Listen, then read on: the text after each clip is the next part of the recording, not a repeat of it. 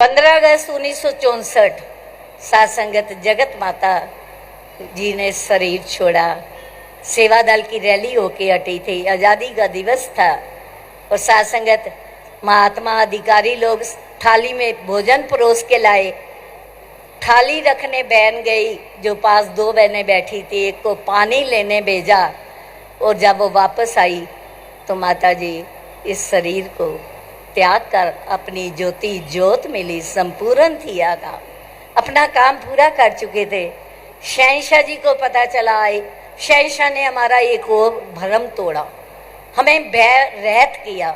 कहने लगे कि आत्मा को इस निराकार निज घर के में मिलाने में कोई देर नहीं लगती, मक्खन में से वाल की तरह आत्मा मुक्त हो जाती है शरीर के बंधन से भी। सात संगत उन्होंने एक और भरम हमारा निकाला, हम सोचते हैं कि आशीर्वाद शायद मांगने से मिलेगा।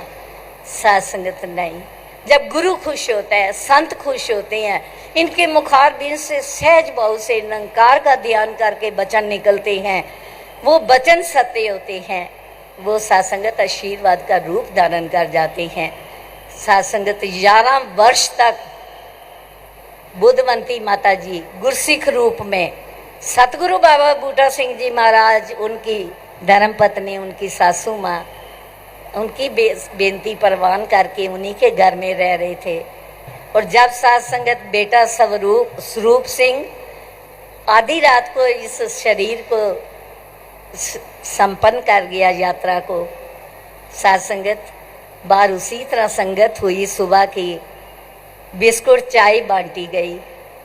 आप अंदाजा लगाओ, सब गृहस्थी बैठे हैं, कौन सी माँ है जिसके बेटे का पार्थिव शरीर अंदर पड़ा है और वो संगत की इस तरह कदर सेवा कर रही है। सात संगत वो सेवा कैसे हो पाई? ताकत गुरु की थी, अंदर सहारे का हाथ गुरु का था, तभी सात संगत वो वरदान मिले। जब बाबा बूटा सिंह जी महाराज ने पूछा, गुरुमुखों महापुरुषों, आज भाई अवतार सिंह जी के चेहरे पर कोई फर्क नजर आता है?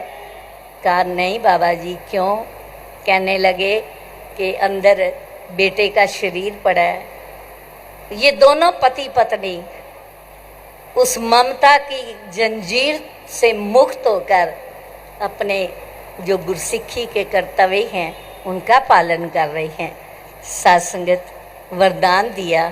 जगत माता, उस समय जगत माता नहीं थी, बुद्धा, क्योंकि बुद्धवंती को प्यार से बुद्धा कहते थे। बुद्धा तू निरंकार दी अमानत नू सहजता नाल वापिस कीता है।